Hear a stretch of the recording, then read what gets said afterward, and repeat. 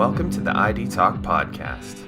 My name is Peter Counter, and I'm the editor-in-chief of FindBiometrics, where we are celebrating our 17th annual year in review. Throughout January on ID Talk, we will be interviewing biometrics and identity industry leaders about the major milestones, not just in the past year, but also the previous decade. That's why on this latest episode, I am excited to welcome Jeff Brown, Vice President of Sales for SecuGen, a specialist and pioneer in optical fingerprint biometrics technology. We begin our discussion on the topic of the decade in biometrics, specifically about how SecuGen has evolved over the past 10 years. We talk about the maturing of biometrics in general and the major industry milestones that helped bring us to today. We go on to discuss the fingerprint market in particular and how it changed in the wake of Apple's historic Touch ID launch, before specifically delving into SecuGen's 2019, which saw the company launch its first fully programmable Bluetooth fingerprint reader and the world's smallest programmable fingerprint module. We conclude with a preview of what's next for SecuGen as we enter a new year. So without further ado, here is SecuGen's Jeff Brown on the ID Talk podcast. I'm joined today by Jeff Brown, Vice President of Sales for SecuGen. Jeff, thank you for joining me on the ID Talk podcast. My pleasure, Peter. I want to start on the topic of our year in review theme, a decade of biometrics. With a history stretching back to 1998, SecuGen is a longtime leader in optical fingerprint recognition technology. With this decade now coming to an end, how would you say SecuGen has evolved along with the mainstreaming of biometric technology we saw in the past 10 years? Well, I think, we're similar to some of our competitors. We've grown during this time and extended our reach around the globe. As you may know, we have a channel-driven strategy. We don't sell to end users, but to systems integrators, software companies, and hardware manufacturers, OEMs. And so we've continued to push into those channels and continue to execute our strategy, which is to relentlessly drive the cost of our products down while keeping very high quality. That's basically where we're at. Mm-hmm. And that seems to be part and parcel with what we've been seeing in the industry at large. This is a big question, but from your perspective, what were some of the key moments of this decade that helped SecuGen become the company it is today? This is a hard one for me to answer, but I'd say one thing is setting up SecuGen India, which was something we did a few years ago. That market in India is enormous. They have a national ID called Aadhaar, and great many projects are driven off of that database. We've been strong in India since our inception, really. I think very first year we were in business, we started doing business in India, and it has grown year by year. And now that we have SecuGen India, we have a great platform to penetrate that market, and we've been doing that. I think also one of our product strategies has paid off handsomely. In the old days, we had these OEM sensors where we had a board, a cable, and a big honking sensor. And we made that sensor much smaller. Our U10 and U20 sensors are much, much smaller than those older sensors. And we put the board on the sensor. So we created our own little single board computer, Linux programmable environment, and we mounted it on the sensor. And that strategy is so versatile that it's allowed us and our partners to build a great many products and to broaden and expand our product line, which is one of the things we've been doing over the last few years, continually broadening our product line. Yeah, and that everything in one place scenario really seems like a great strategy to attack the vertical markets with. In a broader sense, how have biometrics matured over the past 10 years, and what new challenges do you see emerging in the industry at large? Well, I think one of the key places that to see the maturity is basically acceptance of biometrics, which is tremendously different now than it was when we started. We used to laugh that we thought in the earliest days of the industry. Now I'm talking almost 20 years ago, when we had a 500 unit order, we thought that was enormous. And today there are 500,000 unit orders that are floating around. So things have changed quite a bit. The challenges I think remain the same, and that's still acceptance. And it depends on where in the world you're talking about. I think it's different in different places. We've come a long way, but we're not completely there. I think certain failures that companies have had, and those have been challenges.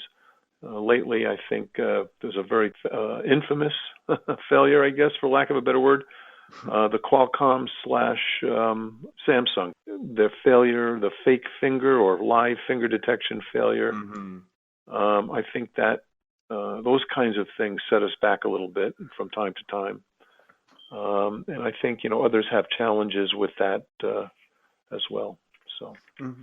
Do you mind talking a little bit more about that liveness detection topic there? Because I agree with you that is a big challenge. How does SecuGen position itself in terms of dealing with the liveness equation? Well, we have, first of all, we built into our sensors is a touch chip that senses a finger. So that's our first level of live finger or fake finger, live finger detection, fake finger rejection, however you want to discuss it. But beyond that, we also license an algorithm from a third party, which is trained to recognize and reject certain materials.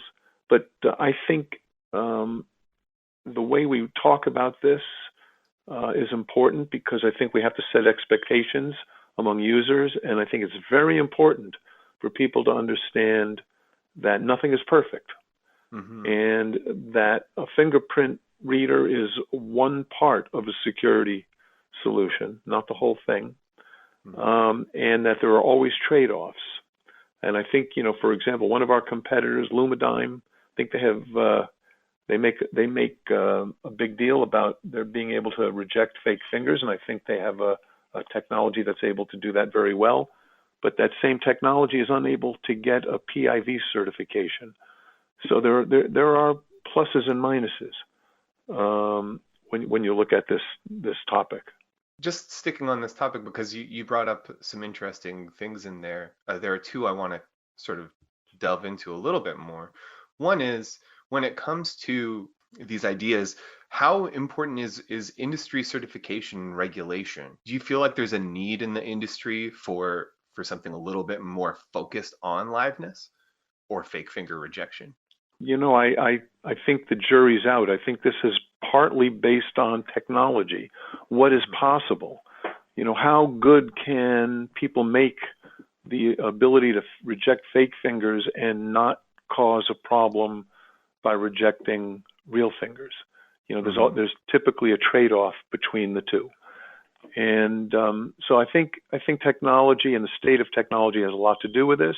And nothing's perfect. We keep improving. The industry does, and I think we will continue to do so. I think it's an evolution.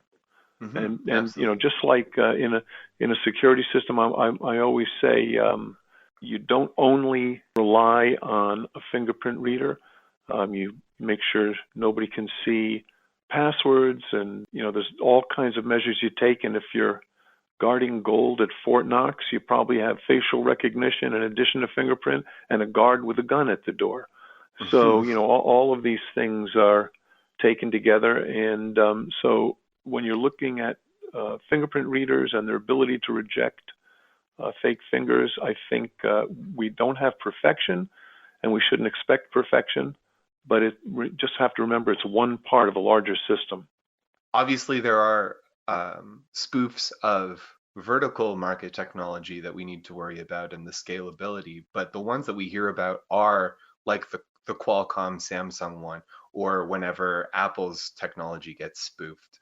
How much of this is really just about educating the public in terms of making sure that they understand what you were just saying, that there are different levels of security required for different levels of risk, Well, And I think it's both. I think it's an educational challenge, but I also, as I said before, think it's a technological challenge. I think we can get better at detecting and rejecting spoofs. But I think at the same time, as I've also said, we're never going to be perfect. It's impossible. And so therefore, I think education plays a very important role as well. SecuGen is the world's leading provider of advanced optical fingerprint recognition technology and products, known and valued for their high quality, innovative design, and affordability. SecuGen products include the Hamster Pro line and the Unity line of fingerprint scanners, as well as OEM fingerprint systems that are delivered as ultra-compact, standalone devices. SecuGen's newest products include the Unity 20 Bluetooth, the world's first elegantly designed, low-cost, fully programmable Bluetooth wireless fingerprint reader that is FBI certified for FAP20. The Unity 20 Bluetooth fingerprint reader is compatible with Windows, Android, and iOS and is designed for both mobile and desktop use. Visit SecuGen.com for more information. And now, back to the podcast. So I'd like to move on specifically to talk about the fingerprint biometric space. SecuGen really is a leader in the advanced optical fingerprint recognition. What markets are the most enthusiastic about adopting fingerprint biometrics today? I'm going to disappoint you here because, as I mentioned, we're channel driven. And the contact that we have every day is with our channel partners, our OEMs, ISVs, VARs, and systems integrators. And so it's hard for me to talk about what end user markets are warming up. I typically, don't view the world that way. But I can tell you where I know that in the recent past, there have been some huge wins. And that, for example, is in the SIM card authentication space. And this is around the world now, because as you know, we're a worldwide seller of fingerprint technology. So the authentication of SIM cards and cell phones, that's huge in several countries. National ID programs drive an enormous amount of spending on biometrics.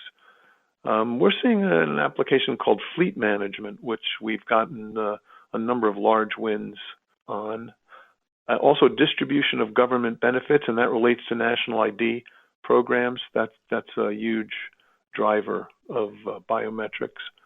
So, while I can't, that's what I've been seeing. I really can't tell you where things are going.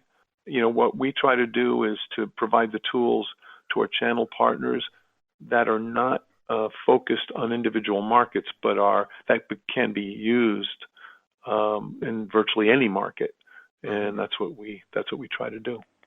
Well, and that makes a lot of sense, especially for something so potentially ubiquitous as fingerprint biometrics, because identity is something that everybody has, and it doesn't have to be relegated to a single market. I think it's interesting that you brought up fleet management. Do you see fingerprint sensors and fingerprint biometrics playing more of a role in now that 5G technologies are coming about? Because for listeners who aren't aware of the term, fleet management refers to transportation. That's enabled by new connectivity technologies.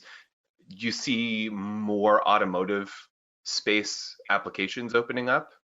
Well, I think there's a lot of things mixed together in that question. I think 5G and communications in general, yes, that facilitates various markets, not just fleet management, but even one I mentioned before, distribution of benefits for government, because we're talking about in the field type projects, and good communications will help those markets all grow. In terms of automotive, there's a lot of companies working on that. We've been approached by many, and there's some tremendous challenges, and in part that's the temperature inside a car that's out in the sun. They can get so hot that you have to build a special sensor So there's some issues there. Also, it has to be well thought through. There has to be a backup plan in case something doesn't work. It's interesting that for several years we've been being approached, yet I don't see too many implementations out there. So, it's an interesting one. I'm not sure where that market is going. I can't say. I was very optimistic about it a couple of years ago, but I'm not so sure anymore, having some doubts. I think that's definitely fair. I think it's perhaps a little too nascent to really talk about it, especially Could when you be. go to these auto shows, and a lot of the biometric implementations are in futuristic concept cars, and Right. not the I'm with you on 2021. that, Peter. Yeah. Yep, I'm with you. So, speaking of mainstream technologies, like cars, I think it's fair to say that Apple's launch of Touch ID in 2013 really introduced fingerprint biometrics to the average consumer. How did that industry milestone affect SecuGen, and are you still feeling the effects of Touch ID? It's hard, the latter part of that question, it's hard to answer whether we're still feeling the effects. I think, as you imply, the impact of Apple's launch of Touch ID and then the subsequent introduction of fingerprint sensors on virtually every cell phone, many laptops, and lots of tablets has has been educational for the average consumer.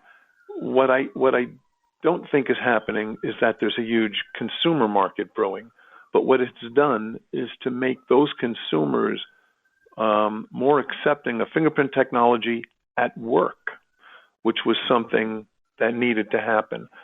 I think in the U.S. there used to be a great deal of resistance to fingerprint technology in the workplace, and I think that's been that resistance has been fading away with the use of these fingerprint sensors on cell phones and other personal devices.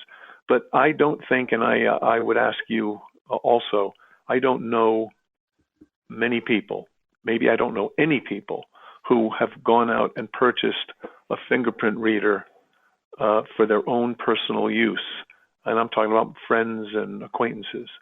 So I look around, I don't see that happening. They all use their cell phone with a fingerprint reader, but nobody has bought one that I am aware of for their home desktop computer, for example.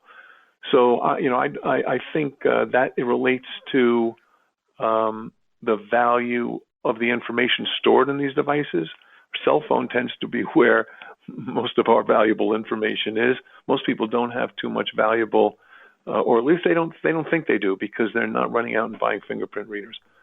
But they are accepting the use of these fingerprint readers at work and aren't complaining as they used to. Yeah, I mean, to answer the question that, you turned back on me there, I think I agree. I feel like there's more of it's really been sort of a stigma busting technology. People were Yep. really scared about it, especially because, and I don't think people necessarily connected as much anymore. But Touch ID came out around the time that there was the big Prism scare about the NSA tracking people's data, and it was conflated because of the law enforcement applications. And I think that just getting people to use it was something that really benefited the industry as a whole. But I agree. I think people will use it if it's built into something, but it needs to sort of be a value added technology, which I Right. assume is, a great advantage to a channel focused company like SecuGen. Right. I agree. Hmm. Yep. Yeah. With the overall biometrics industry heating up in terms of real deployments and integrations, how does a fingerprint specialist like SecuGen stay competitive in an increasingly multimodal landscape? First of all, the industry has been heated up for some time now in terms of real deployments. And I was getting at that before when I was talking about the time when 500 unit deployment was considered an enormous project. And that's not the case anymore, and it hasn't been for the last 2, 3, 4 years. I think biometrics in some sense, is maturing fairly rapidly. In terms of the multimodal landscape, as you put it, we are channel driven. I don't want to keep repeating the same thing, but you have to keep that in mind. And some of our customers are building multimodal products. So we view ourselves as a supplier of the fingerprint component of multimodal products, and that's how we've been successful and how we approach it. I mean, it goes back to what you were saying in your Fort Knox example. It really does seem like supplying the technology for use in different scenarios is the key, right? You enable scalability by picking one thing and doing it very well in a situation that can integrate other things. It's more of a cooperation versus competition landscape. Well, that's right. And I think at some point, if we feel like we've done all we can, or are approaching that position where we've done all we can in the fingerprint marketplace, then we'll move to something else. But I think we have a ways to go. SecuGen is the world's leading provider of advanced optical fingerprint recognition technology and products, known and valued for their high quality, innovative design, and affordability. SecuGen products include the Hamster Pro and Unity lines of fingerprint scanners, as well as OEM fingerprint systems that are delivered as ultra-compact, standalone devices. SecuGen's newest products include the U20 ASFX, an easily embeddable standalone OEM fingerprint sensor that combines SecuGen's FBI-certified FAP20 sensor integrated with a single-board computer sporting a 1 GHz CPU and Linux programming environment. The U20 ASFX can capture fingerprint images, extract templates, and match templates on the device. It can also store up to 20,000 templates or 10,000 users at 2 templates per user. Visit SecuGen.com for more information. And now, back to the podcast. So now, let's focus specifically on the year at hand. 2019 saw SecuGen attending industry events like ISC West and CES, launching new products. Right out the gate last January, SecuGen launched its first fully programmable Bluetooth-enabled fingerprint reader. How was 2019 for that new solution? Well, it was fabulous. Understanding that our sales cycle is very long, but right now I would say there are dozens, literally dozens, of pilot projects going on with the Bluetooth reader. So, our customers will typically get 1 or 2 units to evaluate, and if they like what they see, they will then procure a few more and implement a pilot solution before then rolling it out to larger end user projects. And that's where we're at now. There are dozens and dozens of Bluetooth pilots going on with our Unity 20 Bluetooth reader. Fantastic. Yeah, I mean, there are 2 things that I'd like to mention while we're on the Unity 20 Bluetooth. One is the role of design. I mean, the thing actually looks quite nice, which is not the case for every Bluetooth reader. And so I'm wondering, what is the role of having something that is aesthetically pleasing as well as ergonomically functional? Well, I think it's critical. And you've mentioned Apple. I think Apple taught the world that people want something that looks good on their desk, in their pocket, and I think we've learned that lesson. And when it came to design this product, we were relentless. Really, we rejected quite a few proposed designs till we found one that was aesthetically pleasing. And I think it matters. I think that if you're going to ask people to use a new technology, have something that they're proud or happy to have on their desk or in their pocket is important. Absolutely. And, mentioning Apple, I believe shortly after the launch of the Unity 20 Bluetooth, you announced that it is compatible now with iOS.